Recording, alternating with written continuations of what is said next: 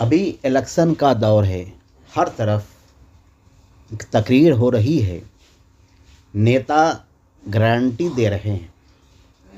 आवाम उस गारंटी को हकीकत समझकर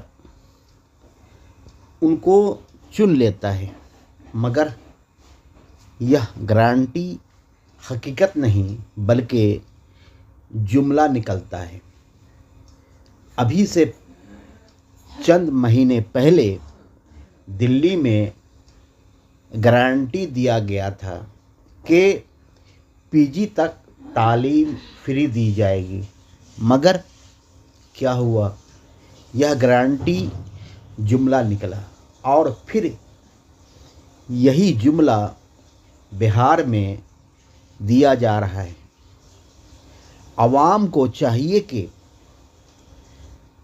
जुमला को जुमला समझकर उस जुमलाबाज को सबक सिखाए। वैसे जुमलाबाज को न चुने,